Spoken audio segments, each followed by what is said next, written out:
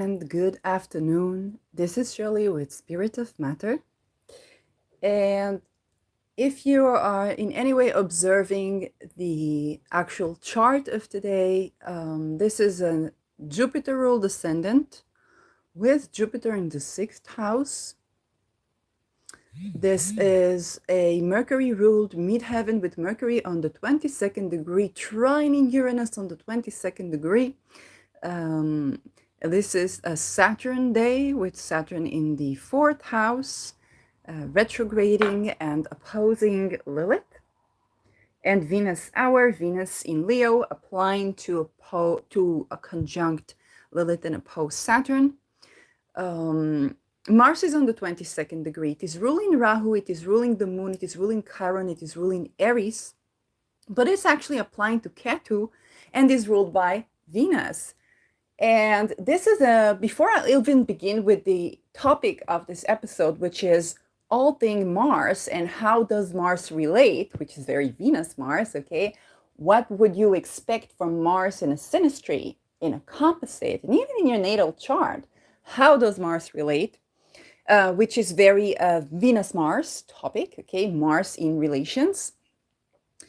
So I was wondering, why do I want to talk about this topic right now in this election? It's a Saturn day and Venus hour. And I'm like, well, the moon is applying to Rahu, and this Rahu is ruled by Mars. So I probably want to talk about Mars. And then there is this Mars applying to Ketu, which is ruled by Venus. So it's happening on a Venus day. And Venus is applying to oppose Saturn, which is ruled by Jupiter, and this happens with a Jupiter ascendant in a Saturn day. So this is just observation. I did not pre-elect these, and I know I talk about it every once in a while, but I want you to I want you to actually stop the recording and think about something. Just stop the recording, think about something, and then try to delineate your thought. Maybe you want to talk about something, maybe you're writing notes for your own content creation, which is basically the new networking.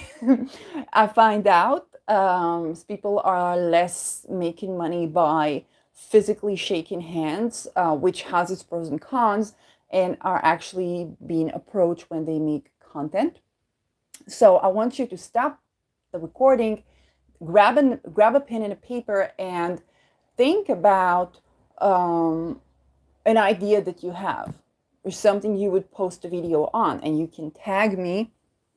We can have the hashtag biodiversity for that, and you'll soon see why as I come up with more and more episodes. So you can have the hashtag of biodiversity, and you tag me. And basically, we can have this content network that is driving. We're going to want to watch the episode. I'm going to talk about my Mars so that we can do it harmoniously in this out. So after you've stopped the recording and wrote your thoughts, you can take a moment to screen capture just look at the chart, but look at the chart in your area. It's not enough to look at this video because I am in the capital city of the Negev in Israel right now. But you want to go to either astrosig.com, astro.com, or if you have another website that you would want me to introduce, if you're making such a website, then you feel free to write me in the comments below and I will feature it in my videos. So you're checking what's the ascendant, what is the ruler of the hour, what is the ruler of the day, and where is the moon, and you try to see why and what is the ruler of the ruler. You can watch my rulership episodes or bug me in the comments so that I will make one that is updated. And try to think, why am I thinking this thought? Why do I want to talk about this now? Why did this come up in my head right now? Okay, the chart usually does have the explanation. Now to this episode. And this episode is about Mars in relations. Okay? So, what is Mars? Or more specifically, what is Mars when we talk about relations? So Mars is passion, Mars is drive. Mars is penetrating new markets. Okay, it's ruling Aries and Scorpio. Mars is strategy. Mars is not just penetrating a new market, but penetrating to the depth of the core of the issue. Okay, dredging something from the core and bringing it up. If you're doing like whistleblowing, okay, having a good Mars can provide you, or having a Pluto Mars, and right now Mars is squaring Pluto, which is a tension point, but is actually a great, the harmonious part are usually greater to have, because Mars Pluto is dredging up into the core of the issue, Pluto being the core of the issue, and it can whistleblow, it can bubble pop, it can break through. Okay, even a Plutonian heavy taboo issue to talk about and create and find new solutions. So Mars is also an innovator. Okay, it's innovator by the impulsivity of Aries, which is the one sign it rules, combined with the dexterity, depth, and persistence, even to obsession of Scorpio. Okay, and now you want to see where is Aries in your chart, where is Scorpio in your chart, and you say, Shirley, this is too complicated for me. I need a shepherd. That's no problem. You can get a reading with me. You can even get a free reading with me if you assist in housing people who do not have a house. You can either donate something, and I need kind of a proof of this donation. You can, whether it's their Cash App or their PayPal, or you can just assist. If you have a plot of land, then you can let a family park there. A lot of single moms that need a place to park the van, or you can donate in gas for the van, or in transportation. And in any way you do that, any donation that you make is good, is remedial for your Saturn, for your depending on housing. It could also be for your moon, if it's like a family or a parent. For Venus, if it's like a single woman, or even Mercury, if it's for children, or for trans people, and Aries even. Okay, Aries in Aries even. So this is good for you to do that. If you do it with the amount that is equivalent to 550 pounds, or an entire month of steady, safe residence with all that is included, okay, whether it's food, whether it's showers, whether it's laundry, and you provide for me a proof that you've made that and that was safe for the entire month, then you get an absolutely free reading from me. Okay, you can find me on Twitter. It's Talishir on Twitter. It's Trudeau, TALISHEER. And you can DM me. I don't have the blue check. I'm probably going to look for people to hook up with to have a new social media platform, then have the blue check, because the blue check is about digital ID. And as a person who has been in between houses in 2021, 2022, I can attest to that I had a biometric passport and nobody asked for my fingerprints, as well as provide any help beyond the help that you would provide a refugee, which also opened my eyes to see what isn't provided for refugees. Simply because until I had the passport. Once I had the passport, they said they closed the shelter, which of course they did not, so that I will go away, okay, even though I had the passport of that country. And it doesn't matter which country, because this is a global strategy, okay? So I'm in no hurry to provide my fingerprints, because what's being done with them is not something that's actually useful for humanity. So now that we got that covered up, back to Mars. And so you got to look at Aries in your chart, you got to look at Scorpio in your chart, you got to look at the sign where Mars is. For example, right now Mars is in Libra, and Libra rules relations. Okay, international relations, but also person-to-person relations. The scale of justice and the scale of the trade. I'm thinking Austin Koplik, who is married to a Libra stellium, and talked about the scales of the trade as Libra, which a lot of people forget. It's not just the scale of justice. So those places that Mars is triggering, this is in your natal chart, this is like your neural network, and then you have the transits of Mars.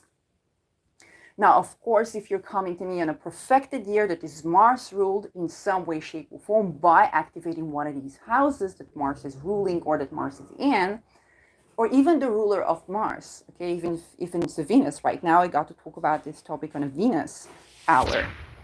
Then you're going to have this Mars acting profoundly. And now I want to give you information that's going to be useful whether Mars is your perfect insect or out of sect. And that is, how does Mars behave in relations? And this where angles, structure, Saturn, structure, and I talk about synastries and composites as relational engineering because it allows you to let go of, this is the person, this person is like this person did to me like that, and relax yourself, go back to your own chart. If you have the synastry, go back to the synastry, and then you can see what's not operating.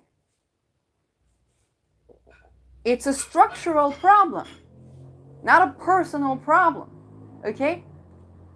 And so, let's say with this chart, Mars is in Libra. Mars in Libra would sextile any Mars in, by sign, any Mars in Leo or in Sagittarius.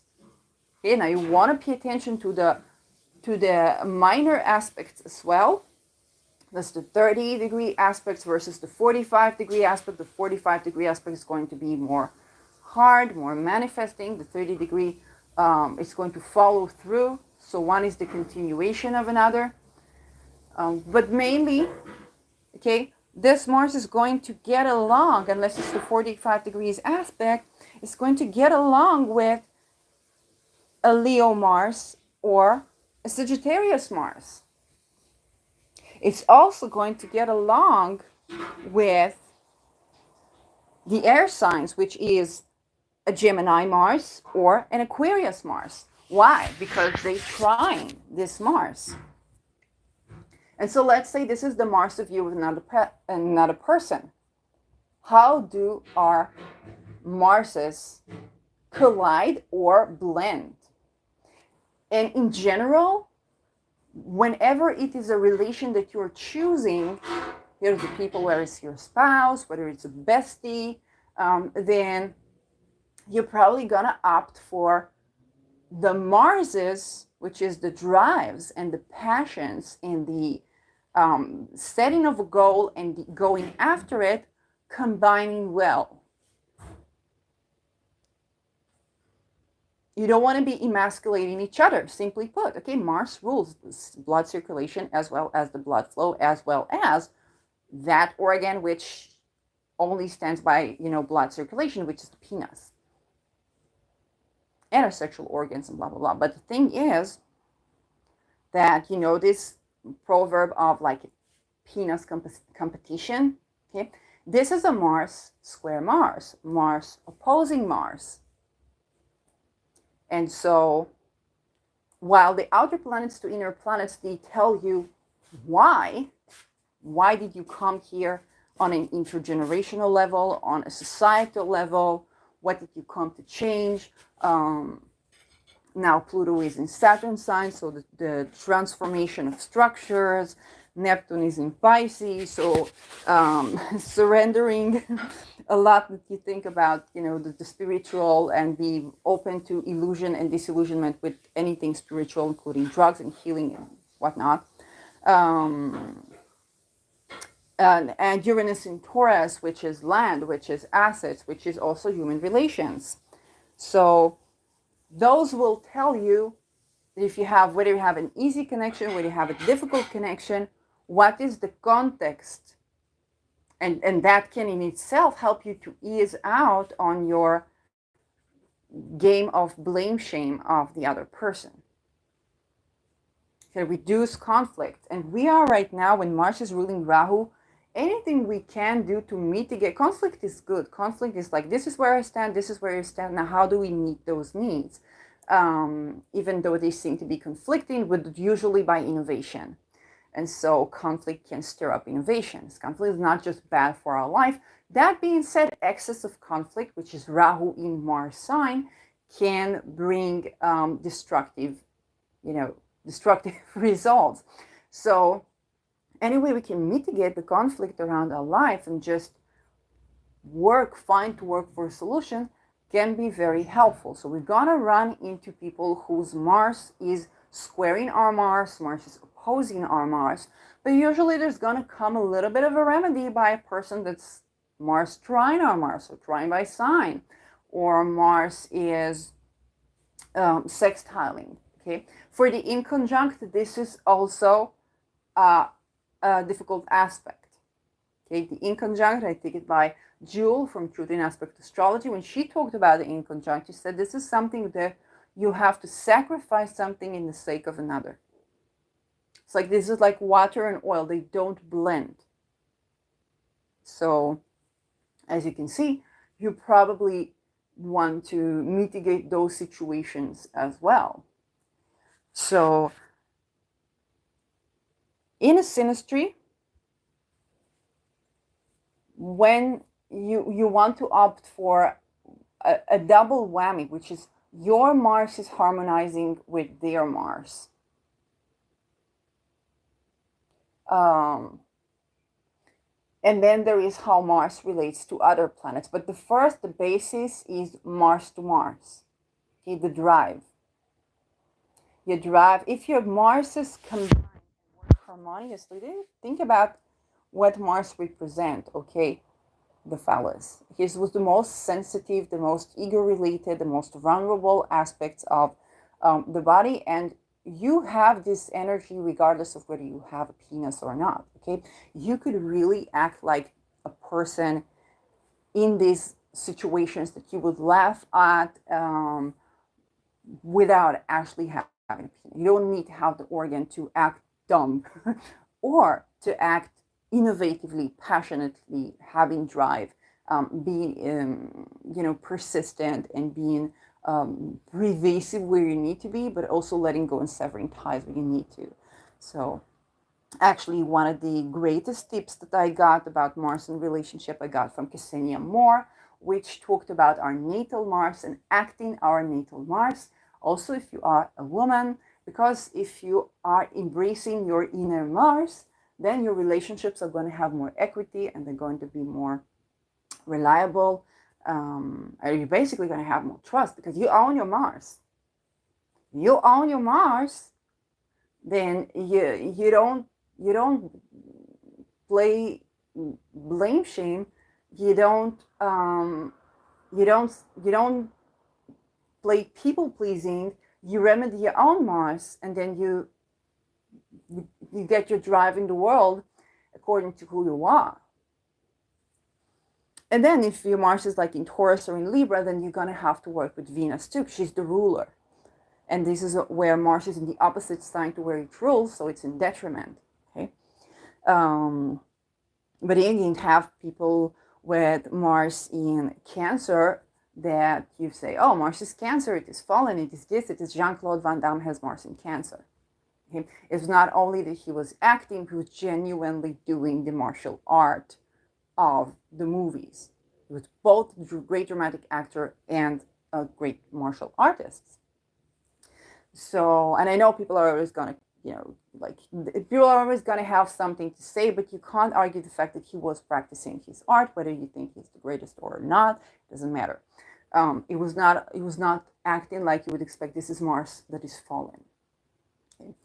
Or you're thinking out of water sign Mars that is not Scorpio, would be Pisces. Mars in Pisces merges with its goal. It creates a goal and merges with it. It's an instantaneous manifestation. Okay.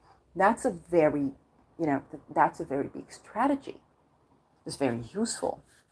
And Pisces is also okay with whatever. So you could be in conflict with this Mars. And again, I'm thinking else in conflict here is who has a Mars in Pisces. You could be in conflict with them. It's like, okay, then, we're in conflict. Okay, let's just play it in conflict. And this is a very invincible type of Mars that really has to make sure that it works in the higher, for the instinct to do good, which can also be confusing with Pisces. But in case it does, that is an invincible position to have. But it doesn't matter. Let's say this person is having a great Mars and they're acting in favor of humanity. Now, the question is, how do their Mars meets your Mars? Because this question, while it can be remediated in the composite, okay, it can be remediated. The composite is a midpoint. So you can have a Mars that meets in each other in not so good a way, but then you have like a Mars trines Pluto in the composite.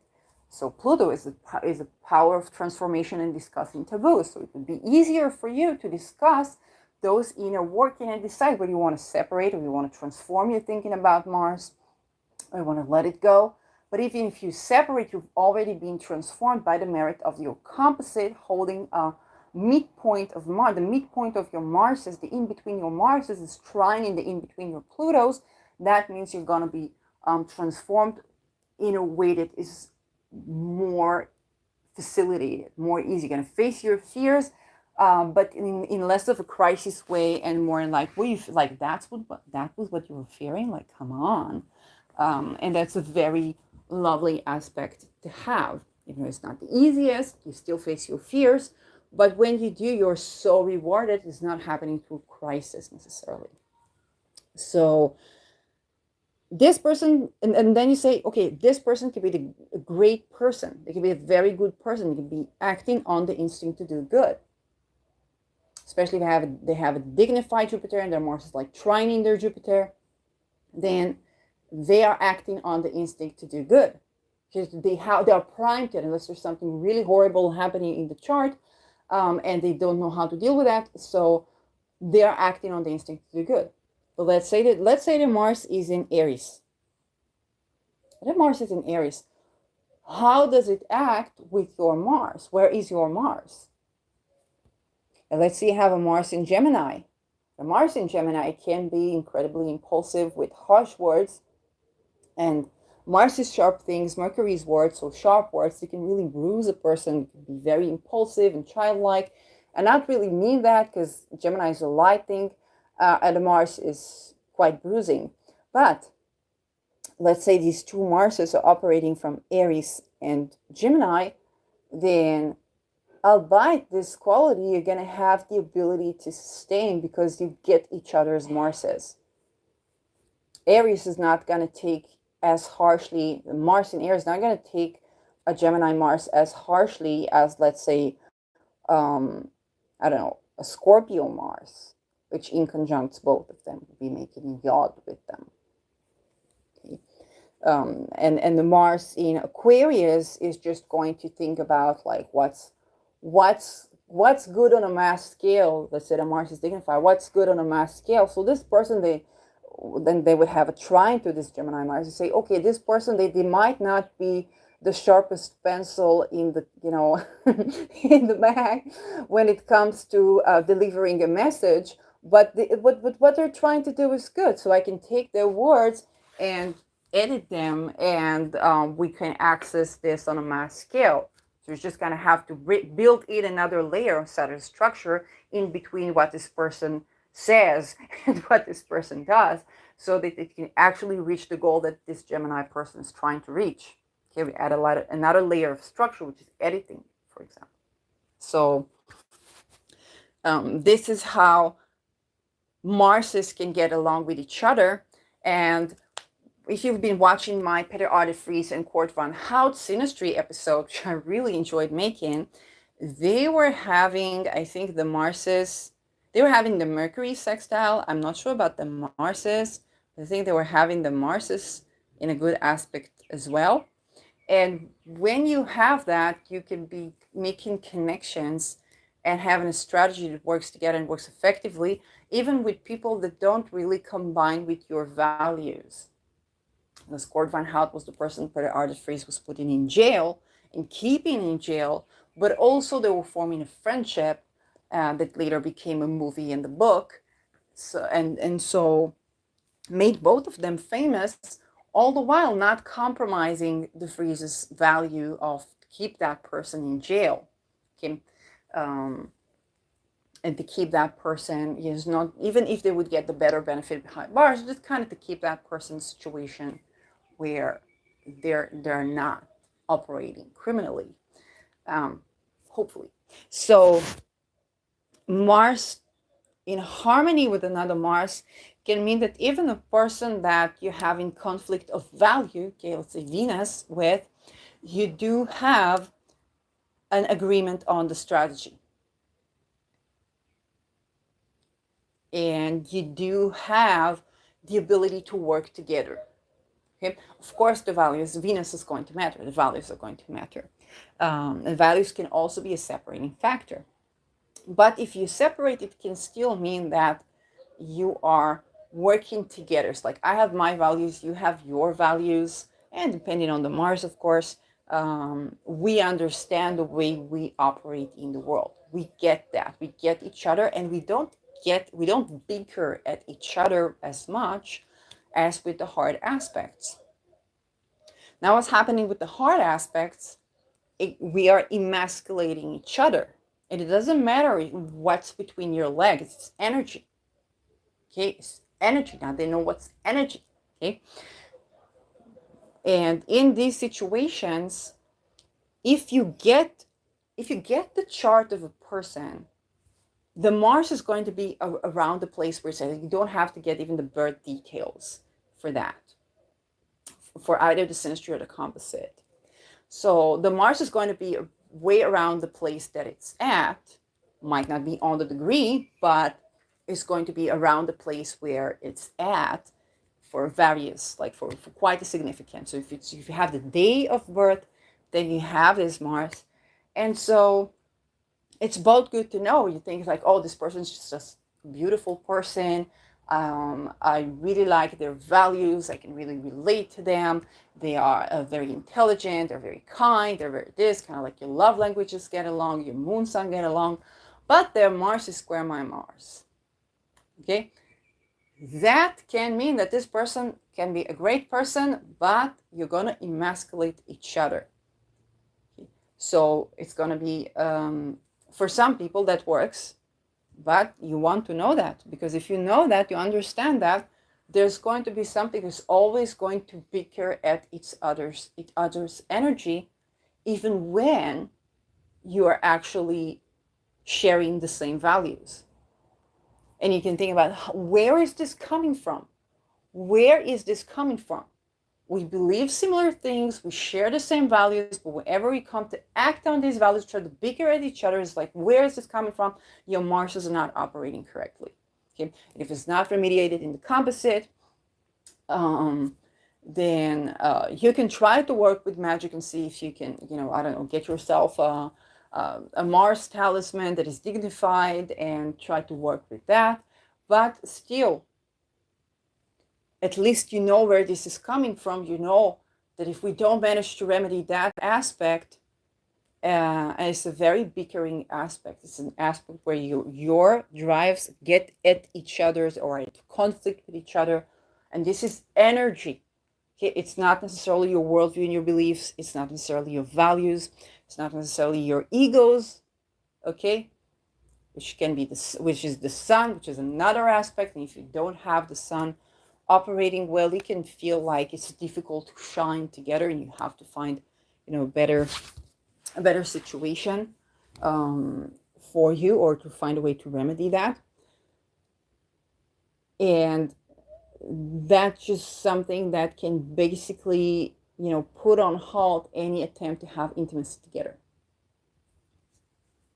Because your ability to be vulnerable, exposed, sensual, warm, and safe with each other on a very intimate level is simply not working. And this can also interrupt with the blood flow circulation. This also means menstruation interruption, and it means erection interruption. So this can be more difficult with erections just by this energy, which is a good thing to remember. Okay, it's a good thing to remember. On the other hand, if your Mars is combined well, then there are the other things that you want to check.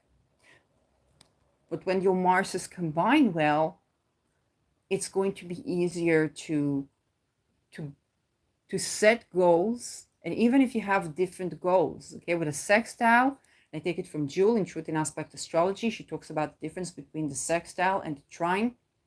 It's a great distinction. It's important to make. With the sextile, you're not having the same element, okay? And you're not having the same modality. It's not the same element. It's not a modality, okay? The Gemini is a mutable sign. Aries is a cardinal sign. But you can have your way and I have my way, and we can enjoy life together. I can see how your way can be complementary to my way and not getting in the way of it or getting in the way of each other. And again, this is energy. It's energy. What's underneath the thoughts, the beliefs, the worldview, all those rational things. It's not for nothing that I followed astrology and took a break from academia to be more liberated at following astrology, because that gave me a way better explanation to what's going on in the world in layers that I could not reach and discuss in the academia. If I would go with the academia and would tell, I don't know, this, this person or that person, it's like, well, you could easily, like, you're a great person, you could easily see that our Marses are not working well. Because the best thing is for us to keep distance from each other. And I wish you a good harmonious Mars relations. I wish myself good harmonious Mars relations. And just like, this is not going to work for us. Okay. Because in academia, you're striving to get at why is this happening. You don't believe your feelings, don't believe your thoughts, don't believe this, don't believe that. And then you had a Me Too in the academia. So you had to find another explanatory layer to these things. And when I say energy, why do I emphasize the word energy? Okay, because it's not, when things work right, you're just going to okay, when your Marses work in sextile, okay, I'm not even trying sextile, all of the things you learned in academia are going to be useful to you. Oh, I'm going to ask you how you meant that. Oh, I'm going to ask you to define this term for me. Or what does it bring in, if it's like the water sign, what does it bring in you emotionally when we address these issues? Like all the things, all the beautiful models of healing, all the beautiful models of thinking, all the addressing biases are going to be very effective, and basically academia is going to work. If you're doing academia together, if you're doing research together, if you're doing psychology together even, those things, unless there's other, like horrid stuff, they're going to work. People are going to give you advices and they're going to work. You're going to be thinking about what you learned on how to deal with this conflict, and it's going to work. What I need, what you need, okay, how do this action meet my need, okay, set a valid boundary, your boundary by saying that. It's easier to solve these issues. You get eurekas faster. But when your Marses don't combine well, all of the reasoning in the world is not going to help. Because let's say your other planets do combine well. Okay? And so it's very, even if you go to like a relationship consultation, they don't look at the chart. So they're going to try to give you all the models that would work perfectly for the sextile. If you say like, one Mars is in Gemini and the other is in Leo, you go to a relationship consultant and they teach you the model of behavior, thought, action, and interpretation. And you're like, oh my gosh, this really revolutionized our thinking. It's so good that we went to this person. And now you start applying that, because Mars is in Gemini will be applying that very easily. Whereas Mars in Leo is going to be a bit fixed, but then they manage to kind of upgrade each other. Whereas put this Mars in Leo and this Mars in Scorpio, Scorpio is going to dredge up the depths of the Leo Mars and put it in its face, expecting Leo to go through this huge transformation. But Leo is going to be feeling emasculated, broken, like even suicidal because their own shine have been dimmed, while all the Scorpio was trying to do is like, I'm going to give you the shine. It's just going to be like through paradox, through satire, through emotional strength. Like, I'm going to put the spotlight on you. Can't you see that I put the spotlight on you? Can't you see that you got all the credit? Can you see that you got all the stage? And the Leo was like, yeah, but you emasculated me. You like, you're not going to say it. But the thing is that you're not going to notice that immediately. You just notice that you're working against, and when you try to work at it psychologically or logically, because the sun is the ruling of intelligence, you could understand this person intellectually even. But when it comes to action, it's just something always bigger, and you're like, why is this person doing that? And both can go, why is this person doing that? I don't get it. Why are they trying to bring me down?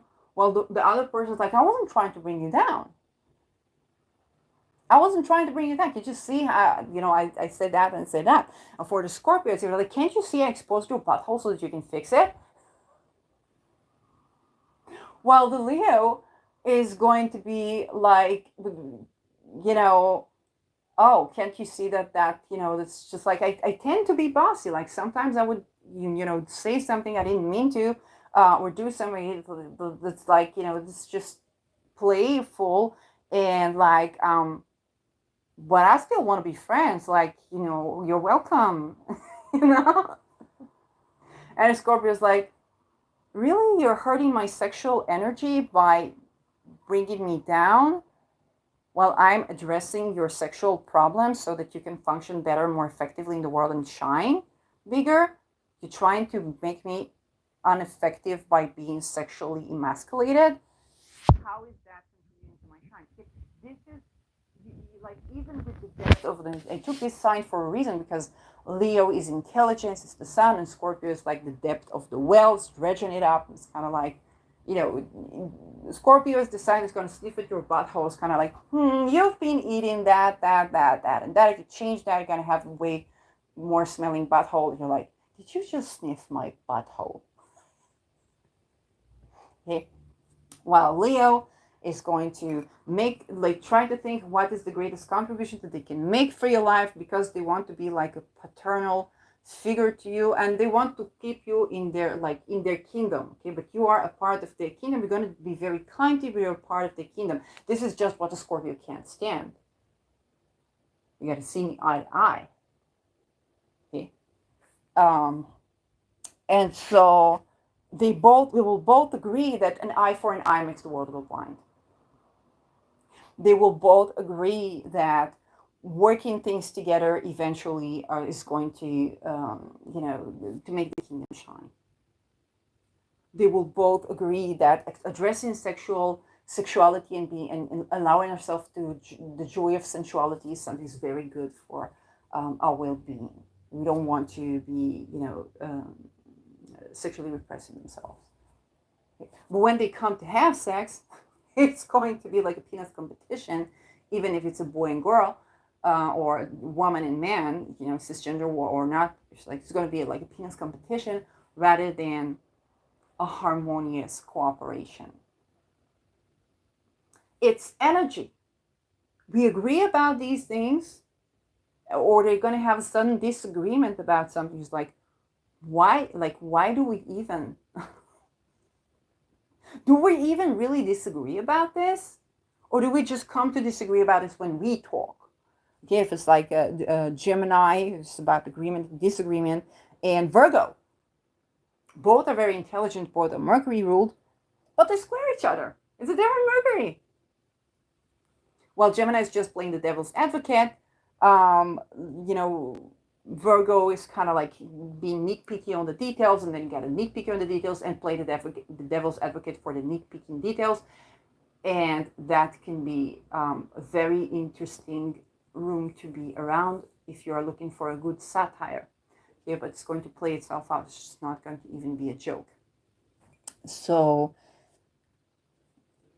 once we get that, we need to look at natal charts that gives us that yields the synastry, and then we also look at midpoints And one great effective way to look at midpoints is the composite chart.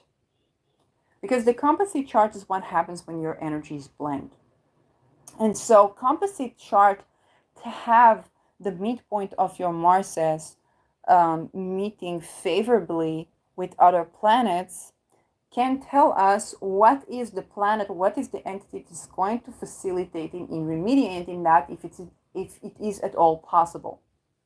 Okay, so you're gonna want to see what is this Mars doing in the composite. If you see this Mars is squaring, I don't know, the personal planets or squaring outer planets in the composite, and it's not working harmoniously in the natal chart, then unless you have like an obsession, which would usually be an outer planet thingy, and then we would look at the outer planet and I'll see what are you doing, why are you obsessed, and what are the steps that you can take in action beyond the self that are going to yield for you, which is my signature reading, outer planet to inner planet.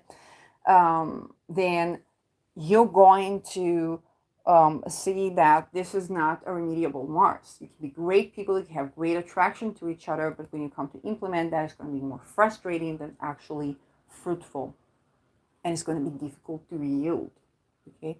Because you're keeping, Mars is also part of sex energy. You're keeping at your blood circulation, you're interfering with blood, you're unhealthy for each other. If we look at that structurally with the charts, then we don't have to tag people for no reason. Because you're not blaming another person. It's like, this is the way me and you rub each other. And if we're not rubbing each other well, we're just hurting both of our health. Okay. Now, yes, sometimes, like I gave the example of the Me Too era, and I was very surprised. I did a chart for the person that was on the other side of the Me Too for me in academia, and I was very surprised that the outer planets, the inner planets were looking fine. There were a lot of what people crave, but then we had the Mars square, and so at that point when I understood, it's like, I'm not going to try and change him because that's not going to work, but I see that I do have a need to change something, so I'm going to go out and spread information, whether it's red flags about abuse and stuff like that, whether it's giving validation to other victims of trauma or victims of sexual harassment and stuff like that. So it's doing something with this outside of this connection, which eventually led to being kind of like the pioneers of the Me Too academia, through satire, not through court, because Uranus was also involved. There was Uranus Aries. Okay, so still there was a lot of harm, mutual harm to each other's sexual energy. Okay, but eventually 8 years later, we were looking at the chart and seeing, oh, that was a structural thing. Now, how do we create working environments that fit the structure that allows for romance, for sexuality, for making a life or making a living? Okay, because the greatest argument back then was that the feminists are interfering with the romantics. And I'm like, well, if I was sexually satisfied, I would probably not interfere in that. I just felt like, your satisfaction, when you're sexually harassing me, your sexual satisfaction is basically coming on my account. And it's not a way to have sex. Okay, and I was thinking about the structure of academia and how it contributes to that. Because Pluto was in Capricorn, which is structure. And I have Saturn in the ninth house, so the structure of academia and the structure of every, patriarchal in the sense of hierarchy. Okay, and also matriarchal. If it's hierarchy, it's like Venus in Capricorn, it's the matriarchy, which is not necessarily what I'm trying to get at. Because people should be able to say, okay, this is not compatible for us. Let's just, I wish you well, wish me well, and not be in a situation where we're both stressed because we have to get along with each other. There is even competition that people are afraid, to lose their job, and it's a researcher and their future and so on and so forth. So the outer planets, they're going to tell you, like, what is this in the larger context, while the inner planets They are telling you of how your personal energies intermix or intertwine. There's still going to be life changes that you're doing, and Pluto is still in Capricorn. But we're going to go to, when we talk about the composite, we're going to go to the planets that are trining Mars or sextiling Mars in the composite and see what is the remediation. And so with Uranus, sometimes the remediation itself is going to be astrology. With Pluto, it's transforming the structure, and with Pluto is going to be in when Pluto is going to be in Aquarius, it's transforming the structure of society, or transforming our connection with like aliens and space and stuff like that. With Neptune, demystifying drugs. Simply put, demystifying consciousness alternation, demystifying spirituality as well, so that we can get at what's actually useful from spirituality or from psychedelics. Psychedelics are being highly promoted. If anybody bothers to listen to Terence McKenna, he's going to put you through all the bad trips that he had, all the difficulty or the stuff like you going in with psilocybin and you have to be 30 minutes in the room with psilocybin. You have to take enough for it to wipe out your consciousness so that you won't resist it. And you just at the same time have to sit there for 30 minutes having the worst experiences of your life and just pull through this to get to the good stuff. Okay, and that is being marketed as this is going to absolve you of your complex PTSD since you had abuse in childhood and whatnot. It's like, yes, that's promising, but you also have to know, like you also have to be informed. And Neptune is doing just that. It's demystifying the illusion of or even magic. Okay. Aries is doing other things. We talk about biodiversity, and you see in this video again, I put well-being on the symbol of the swastika, on the symbol of the deity Ganesha, which is dissolving difficulties and challenges that we have. And before we come to start something, we ask for the blessing of Ganesha, and Ganesha is having this swastika. Okay, just in his hand, having the swastika, and the swastika symbol, which I have another episode upcoming, is about calling on the four directions and the balance of these directions: health, wealth, love, and peace. Okay, that's the swastika. Okay, and calling on our egregore, and just by calling on our egregore and claiming our egregore, because it's the symbol of all of us. It goes from Asia to indeed the German tribes to Judaism. It's the symbol that's the Aleph is very much like the swastika. It's an Egyptian symbol. It goes into Africa and brought up, also to the West. So it's wherever we are on the planet, it's our egregore. And when we reclaim our egregore, the inversions, they fall apart like leaves in the fall in autumn. We are now in autumn, so it's a good time to allow those dry leaves to yellow up and fall and nourish the soil in their falling, so that what we're left with is our egregore. It's peace, love, and wealth and well-being. And this is the well-being part. And so sometimes you're going to have certain relations or certain situations where this non-cooperative Mars is actually in your family. Okay, and in these situations, to first of all, to just be informed about synastry. When you're informed about synastry, you don't even have to bring the spiritual thing of we chose this. It's like, I don't think you chose to be sexually abused by your brother or your sister. Okay. I don't, like, and I could go on and on and on. So you don't have to believe that if it helps you to believe that this was your choice, wonderful. If it helps you to believe I was some bad person in some other life and blah, blah, blah, I can refer you to Ksenia Moore and her work on Venus, Saturn, hard aspects. She was helping the world a lot with that. And eventually she reached an age where she's now in a great relationship. She was single for a very long time. She talks about it so publicly, it's not private, conversation. And she talked about Venus Saturn opposition or Venus Saturn square.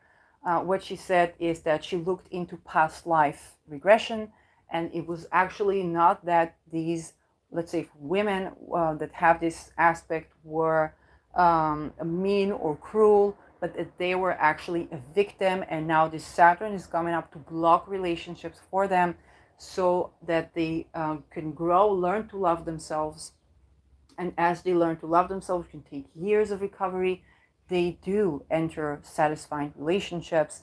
It's just taking more time, and Saturn is withholding relationship, not because it's withholding love, but because you tend to get to these type and patterns of abuse, and Saturn is blocking these abusers out of your life.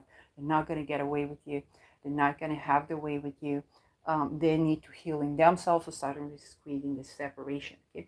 That's a transformative thought of karma. So I would much suggest to take a look at what Ksenia Moore has to say on the topic than what some ancient guru who maybe raped a lot of children has to say on the topic. So that is another thing to remember with this. And Mars indeed is dealing with this life, unless you have it like with Ketu or with the outer planets, is dealing about how do you set a goal now? How do you act now? Had a rough childhood, good. What can you do now about it? Can you buy your inner child an ice cream today? Can you hug yourself today in bed? Okay, hugging, Mars in Cancer will be a great hugger. A lot of intimate touch. So, can you do something for yourself today? Today, right now, today. What can you do for yourself today to improve upon that situation, which you are absolutely not to blame for? Responsibility. Saturn can be responsibility. Mars is taking action. Mars is understanding that when you are active about a topic, or then not only your power, but you're taking back your joy.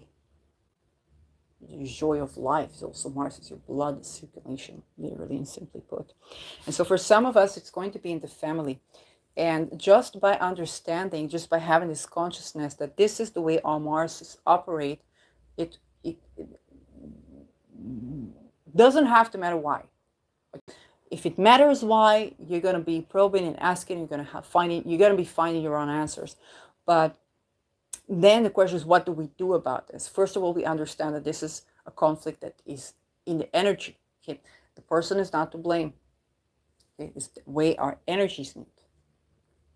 No blame, no shame, no this, no that. This is the way these two animals meet.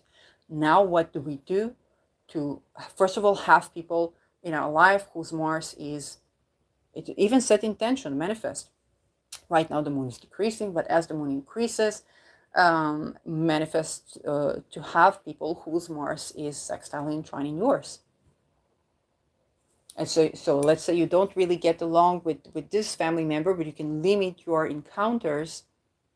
You can limit your encounters, like, hey, we don't have to see each other all that much. Or if there's no remedy for it, absolutely, maybe you can try to see if there is certain Mars work you can do, or Mars charity that you can give that can alleviate that, or alleviate the effect of it. But you have to understand where it's coming from first. So you want to have a lot of the trines and the sextiles around you by people. You're going to want to set the boundaries so that that person is not going to interfere with your energy all that much, so that your blood circulation is good. And it could be your parent, they could be wanting all the best for you, but they're emasculating you. Again, it doesn't matter the gender. And so it damages whether you have a menstruation, so your menstrual flow, your blood circulation. When we get to the people who are operating well with your Mars, you're going to regenerate and bring the life force into you. When you regenerate and you bring the life force into you, then you can act on the world. You can act in the world. You can do something, be effective. Now you can have more opportunities. Now more things open up for you.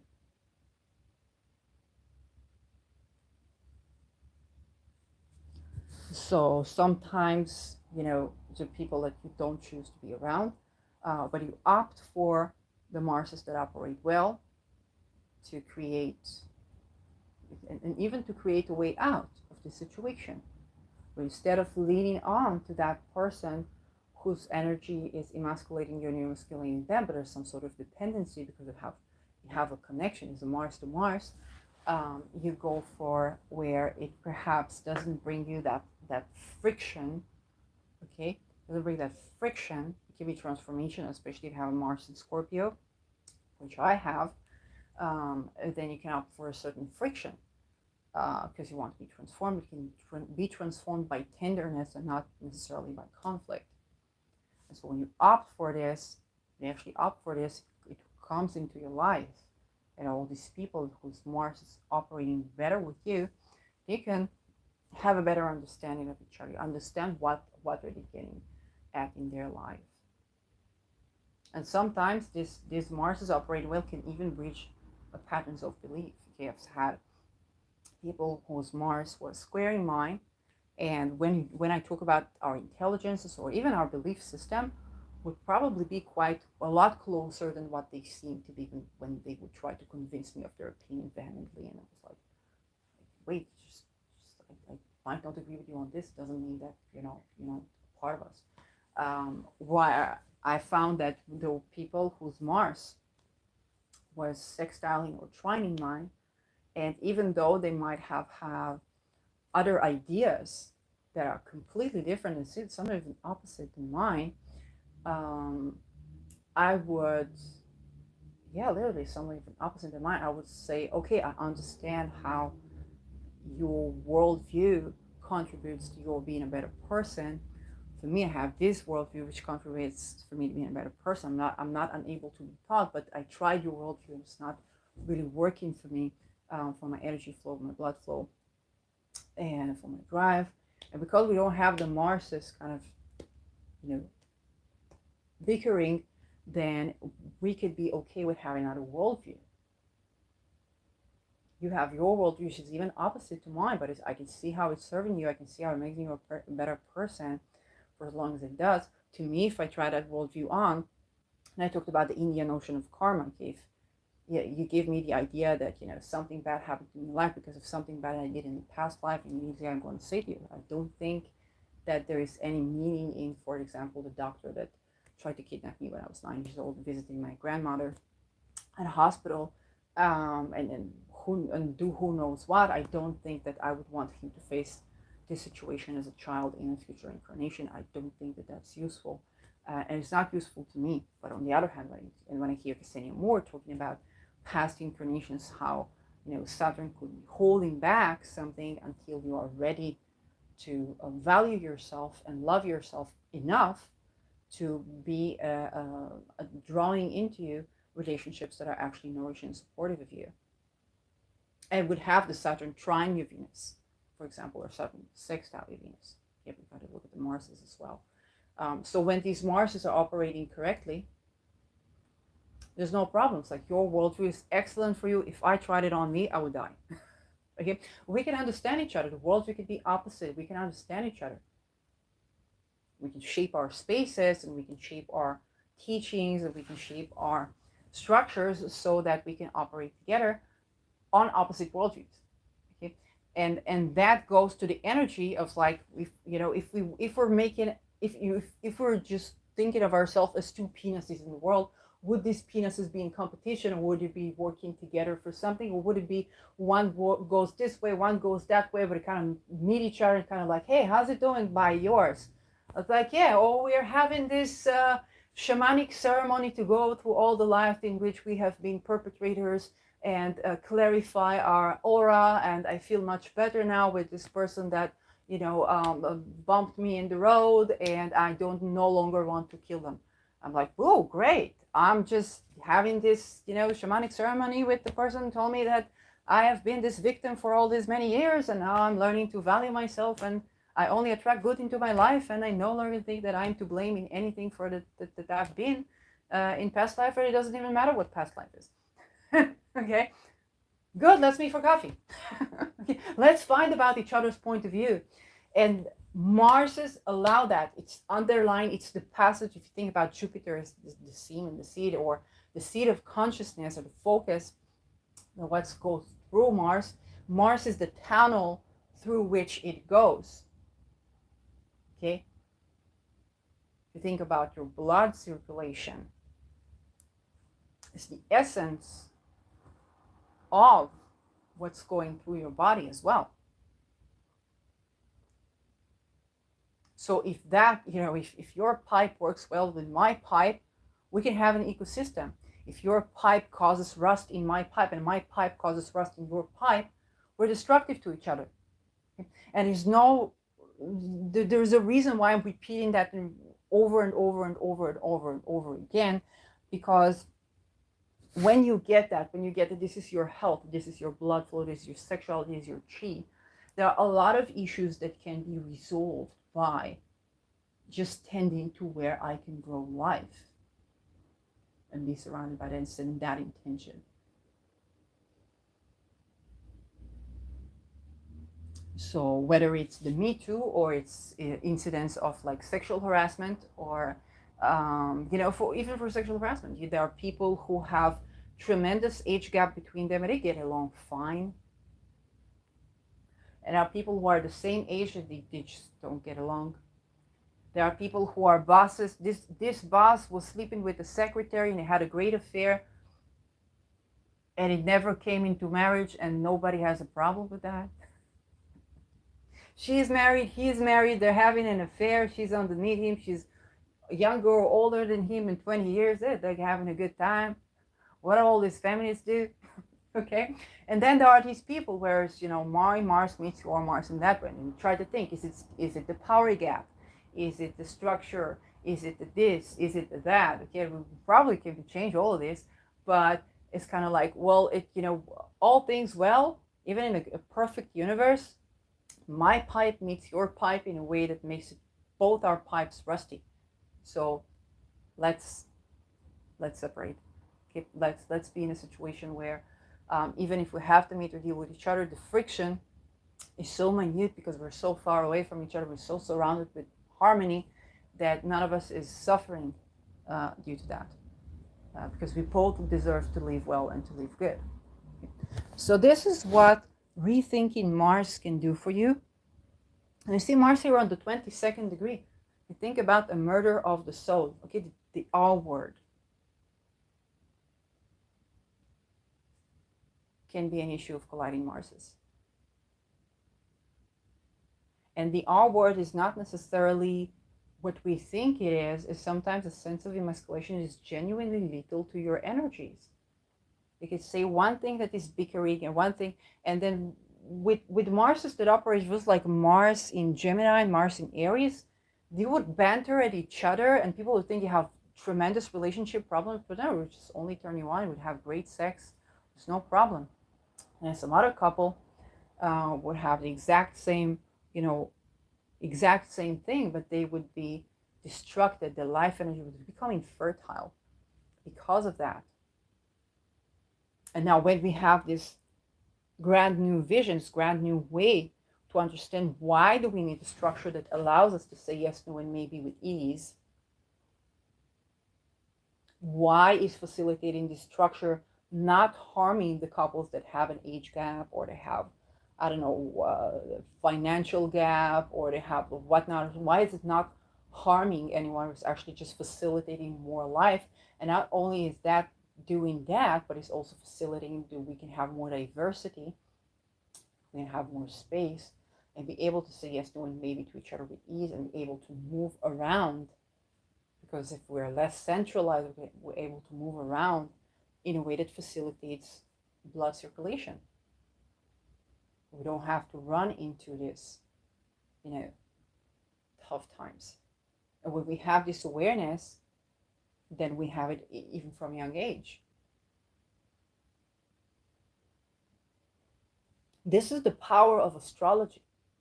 It's not about profiling. It's not about shaming. It's not about, oh, what does a narcissistic chart look like? Probably look like your chart if you met them. Okay. But this is something that is providing us with innovation and ideas, and understanding that when we adjust our structure, and this is also how structures adjust themselves across time, because there can be times where you look at the outer planet, what they're doing with each other and where they are, we're tending to something and we're not tending to other thing. You think about when people were tending to having a land for themselves. So the origin of capitalism is about, I make this land fertile, I get to own the land, I get to own the fruits. It's God's country, but as long as I'm tending to this land, then I have the right on this land. Okay, this is the origin of capitalism. It's not about genocide. It's about finding a virgin land and tending to it. It's like, hey, nobody tends to this land. How about I tend to this land? And now I will have fruits that yield from it. It's a win-win. This is the origin of capitalism. It's not corporatism. It's not genocide. It's not occupation. It's not any of that.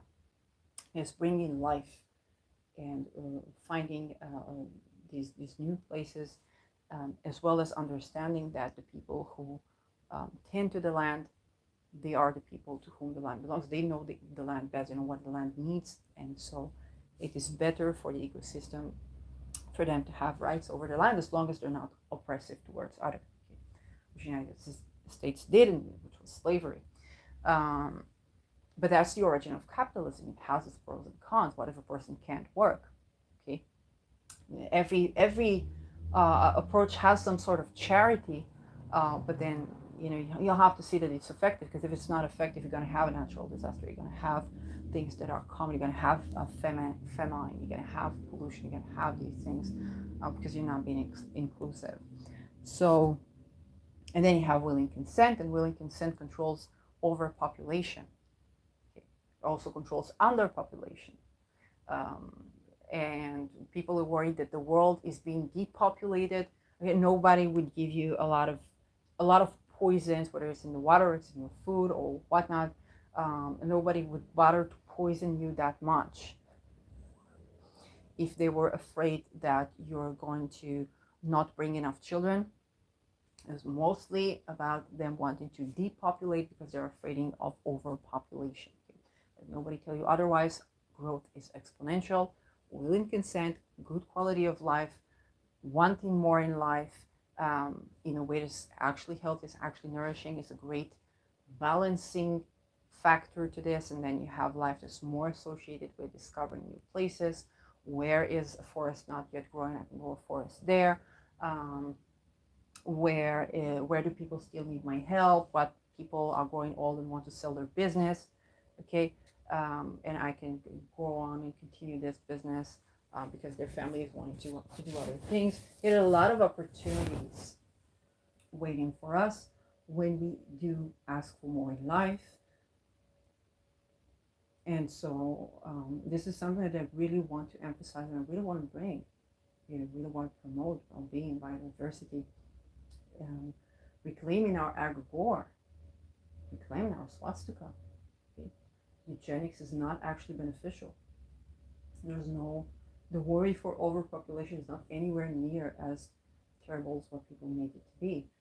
Your farts are not endangering the ecosystem anywhere near you think that they're endangering. There are other things that do that, like building nuclear energy, whether it's bombs or whether it's to light a city. When Pluto sextiles Neptune, then this nuclear energy is likely to leak.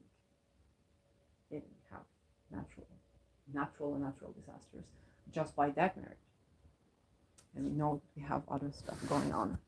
So I hope this Mars knowledge is useful. I hope that we can understand how with innovation and acting on the instinct to do good and being strategic, we get more and more pathways open to us. And we can sever ties with the angelic, we can shed things more easily without the blame shame game.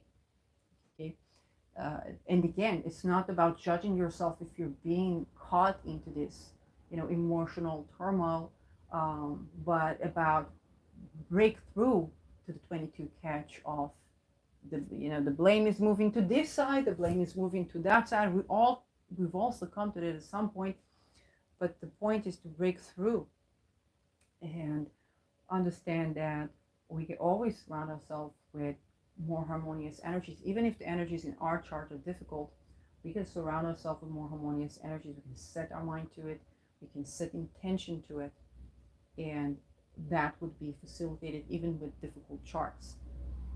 Okay, and I have a lot of good things in my chart, but I do have a lot of hard aspects as well, and even with inner planets or outer planets. So I'm opening up to more optimism now. So for this Rahu that is ruled by Mars, is conjuncting the deity of Discordia, this Aries, okay, whose card of enlightenment is Discordia, but Aries in Aries is also innovation. Okay, it's also the provocation of me posting this swastika with biodiversity, okay, to stir up the pot and kind of like ignite your nervous system, but with good ideas, excite your nervous system with good ideas. Do the same tactics Hitler did, or with planting a seed of biodiversity, planting a seed of well-being, planting a seed of inclusivity, okay, reclaiming our every born, not being afraid to use chaos and discord, and the electricity that ignites that, but planting the seed of like, that's what I'm planting there. Okay? The seed is biodiversity, the seed is inclusivity, the seed is willing consent. And now you're gonna get all excited about it. It's like, what's it called? Well-being, what's going on? It's those tactics to get you excited about doing something that's actually benefic for you, and shed the leaves of eugenics, shed the leaves of trying to improve the race by fear of assimilation, and or unnecessary occupation as well. So that's the way my Mars works. And yeah, so if you want to know, and this is also important for astrological reading, so I'm going to get into kind of my chart, my profile, and show you. So also when you come to an astrological reading with me, because this is important, and this can also show you how the market in itself can be biodiverse and get the good out of our interactions as well. So I have a Mars on the 22nd degree of Scorpio in the 9th house. Okay. This Mars is ruling my Mercury in the 2nd house, which is house of income, house of housing, and partnership. So if your Mars is in the end phase of Virgo, the end phase of Capricorn, the end phase of Pisces, okay, the end phase of, what's another trine we have here? Cancer. Okay? If your Mars is one of these places, you're probably going to really be enjoying my reading.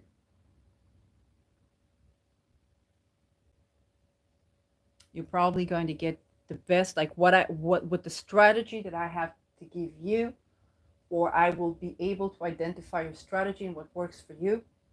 And I would not have a conflict of interest, because Mars is also interest. Okay, I would not have, think about compound interest. Okay, compound is over time with Saturn, but the big jumps, okay, the basically puffing up my profit is my interest, even if that profit is love or desire, relationships and such. Then my Mars is going to be getting along with your Mars. If your Mars is in a water sign, that means even if you have a Mars in Cancer, it's like, oh, Mars in Cancer, it is falling, it is this, it is that. You might be able to remediate it more so than others, because I don't have an energetic conflict of interest with your Mars. It's like, I want you to shine. It's contributing my path that you will shine. And even if you're doing it, if it's sextile, so it's like, I get new ideas from you. Some of them I can implement it myself, some of them I cannot, but I enjoy the encounter, enjoy the complementary energy. It's good for my energy. It's biodiversity for me. So I'm way more effective in assisting those Marses that are in harmony with my energy. Okay, so this is where you would want to go. It's not that there's something wrong if your Mars is in some other place, but there can be certain issue where, because our energies are in conflicts of interest, my advice might not be able to, um, you might not be able to apply my advice, okay, because there's just something in my energy, however kind and desiring I am of your well-being. There's just something in my energies kind of makes your pipe rusty, okay? So that might be a reason for you to avoid me as a reader. And then there are many other readers. For most of us, our charts are out there, and that's one thing that you do want to pay attention to. So having compatible Mars, so that means your Mars is in Scorpio, in Pisces, in Cancer, in Virgo, and in Capricorn, it's very likely that that our energies combine well enough for you to gain benefit from me, even on an energy level. Okay, it's just coming into my energy is beneficial for you, it's remedial for you, it's remedial for me. So this is a bit of a Mars wisdom. And also, if you are consulting whatever, whether it's astrology or whatnot, you look at your chart. Where is your Mars? Okay, what are the signs that is? If you skip one sign, to the left, to the right, okay, to up and down, you skip one sign, okay, then about the 10 degrees where your Mars is, that Mars is okay. That Mars is sextile in yours. You could get along. You might be enjoying your differences, okay. Then you ask yourself, what, let's say you have a water sign, okay, the water signs are going to trine you, especially in the 10 degrees. Okay, you want to stay away from the inconjuncts and the other minor hard aspects, but around the 10 degrees where your Mars is, kind of give it take and orb, the Marses are going to get fine with the same element. Okay, if it's the water sign. And then there's people are asking, about modality. Well, the modality is squaring, so it's an axe. And that, that's with Mars, I would be careful, because this is where you can be, especially on the fixed sign, you're going to have fixed, rusty, making each other rusty competitions. It's not good for you. Okay, I've had it with the Me Too case. It was really not good, not for me, not for the other person. It's kind of like you're even compassionate for yourself and for the others, like you're still trying to find the separation. So it's not about the modality and getting that on the same modality, not with Mars, the way, learn from my very hard and life risking experience. So you're gonna want to want the same element. It's going to be the trine. It's okay. And if you skip one sign from your Mars sign, then the next sign is going to be okay. The rest of them, it's going to be a bit, conflictual. So if those are fated conflicts, like the Me Too case, that is like that was fated in your life to happen, like okay, fine. But if it's not in the books, I always say, if it's not in your books, you don't have to put it in there. So you don't like it, you don't have to put it in there. So this is my wisdom of a Mars advice. And when you're looking, you want to look at composite, you want to look at synastry, and you want to look at natal charts, because some stuff can be remediated through the synastry and the composite. And now we're having, this Mars applying to square Pluto in the current planets chart. So Mars is on the 22nd degree, 30 degrees from Mercury in Virgo, which is also on the 22nd degree. So we could have messages of a little, don't open mail you don't need right now. So Mars is applying to square Pluto, and this is a very passionate, incredibly conflictual aspect. Both are associated with scorpionic, depth and rejuvenation, and death and rebirth, and so on and so forth, shamanic journeying. But because they are at squares, then you're gonna want to invite the energy of Mars trine Pluto. And one good way to do that is to go to Astro Tools. Here, this astrosig.com, and there are aspects and transits. We're going to aspects and transit table. And I'm just going to have, let's say Mars, and I want to have a trine. You know what? I want to have a sextile, because sextile is kind of like enjoying the differences, and we have a tension. We're basically having differences that are in energy, not mergeable, and we want to have differences that are enjoyable. So I'm going to go for the sextile actually, not for. We can go for the trine. I'm going to have a tide orb, Mars, and oh, but I want to have. Wait. Aspect search engine, and I'm going to have Mars. I'm going to have a sextile. I'm going to have a Pluto. Now the power of this is magic. Okay, you are now observing magic. Okay, I'm going to bring it from the future. So I'm going to have Mars sextile in Pluto. Well, we actually have one on November 22nd, 2023. It's going to be a Mars in Scorpio even.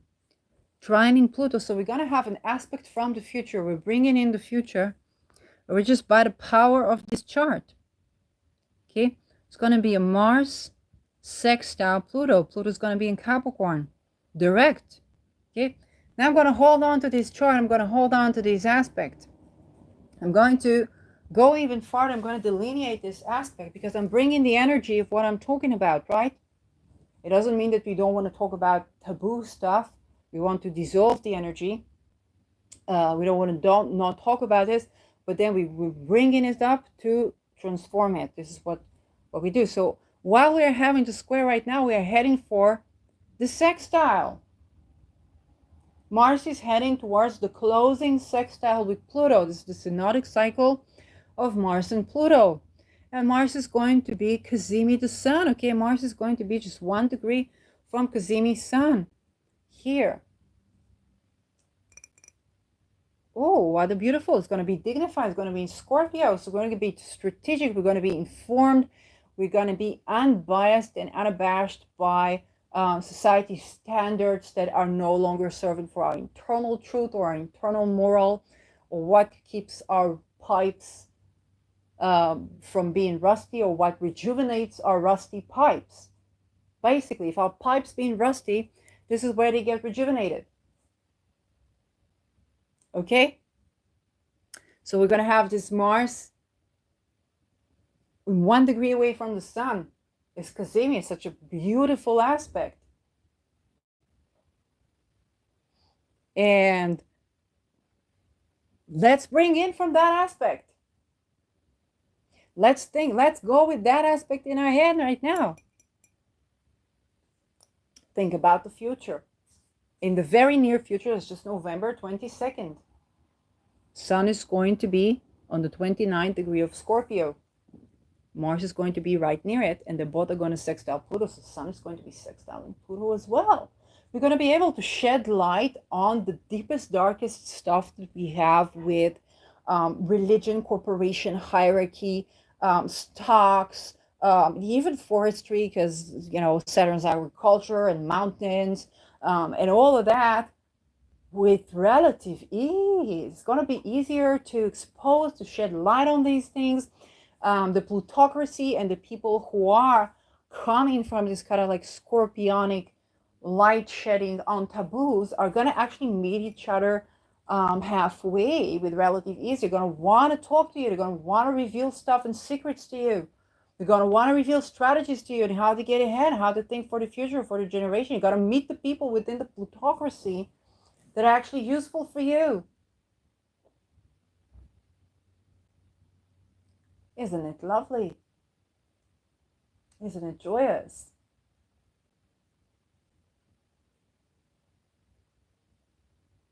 You're going to be able to act on a deeply informed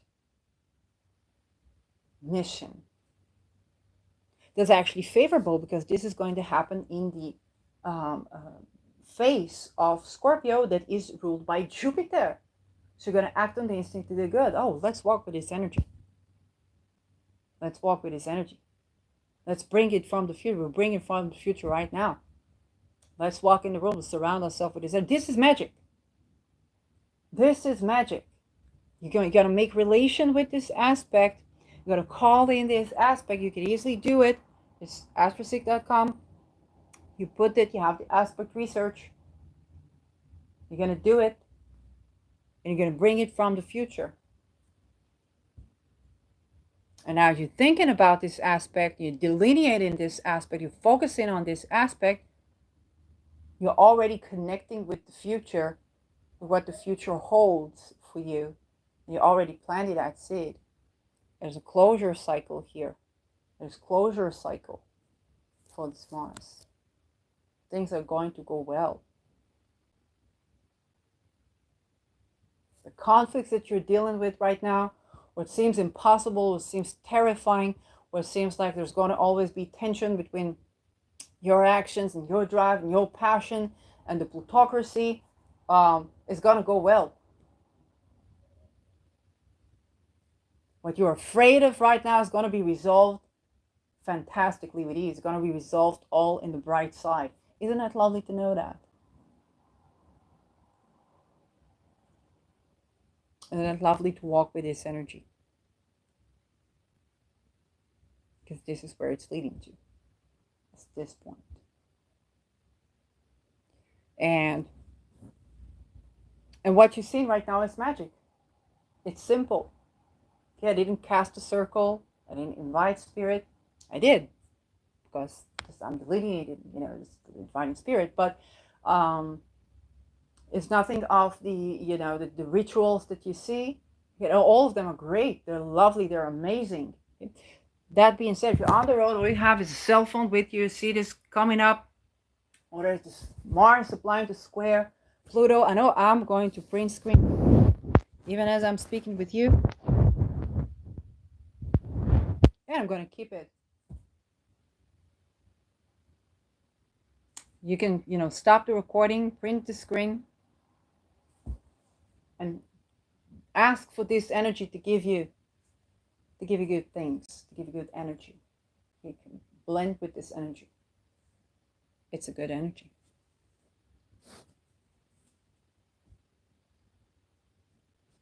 So this is also how you do it. This also is tragedy. So now you've got so much from this video. You're probably going to want to watch it over and over again because there's just so much in this video. And I know that usually when I speak to crowds, I speak to stuff that matter to masses of people. And so I invite these masses of people to receive, of those of them that can receive this in my way and that's beneficial to them, I invite them over to my channel to share it with each other. And if you want to book a reading, here I told you what you have to do. You go to the beginning of this video and you can listen to that. If you want to book a paid reading with me, if you're already making your contributions and your remediation, your charity, you just want to book a reading with me, buy me a talisman. Okay, I like Christopher Warnock's talismans with the shipping to Israel. So then that tells me when you're able to pay this for $400, or some of them are even $450 if it's like a gemstone. Then that tells me that you've parted with your money respectfully, because you probably can't have the money to afford that. If you don't have the money to afford a reading with me, you can subscribe to my charity reading list. You get me on Twitter. It's Tali Shear, Strudel, TALISHWER. And you DM me. I don't have the blue check. I'm not going to have the blue check unless the policy changes. So that is a way to contact me and a way to get yourself a reading if that's what you're interested in. You can also subscribe to this channel. It's something lovely that I've seen. There's this channel. It's called a CEO, Diary of a CEO. Okay. and the broadcaster there is asking the people to subscribe to his channel, because when you subscribe to the channel, it's telling them, sharing them his objective of how many the percentage of people who watch it, just randomly watch and like it, versus the people who subscribe. When you press the subscribe button, then it basically helps the channel grow and it gets more exposure, and it helps me to allocate quality time to you, to make content, to make connections. And when I make connections, it means I can provide for you more, whether you're, whether you need, some land or grants to build a forest, or have any one of the goals that I can, that harmonize with my life path and enrich my life path, then I would get to know people and we can really help each other out in this way and in this form. So if you want to grow with me, then you can do as much as like and subscribe, and even comment down below. You can even put a smiley. Okay, you can say one takeaway. What is one takeaway from you for this episode? What is one thing you're going to keep in mind, and how you're going to apply that? Okay, so we can share information with each other. If you want to record your ideas and delineations and kind of connect your delineations to the chart, you can use the hashtag biodiversity delineations, and you can post your own video and your own content. When you're creating content, you can do it on multiple platforms, and we can connect on each other's platforms. When you're creating content, you're creating networking. So I want you to also be creative. I want you to be taking action in this, and advancing yourself as well. So that was me. Blessings on Saturn Day, and I'll see you in my next video.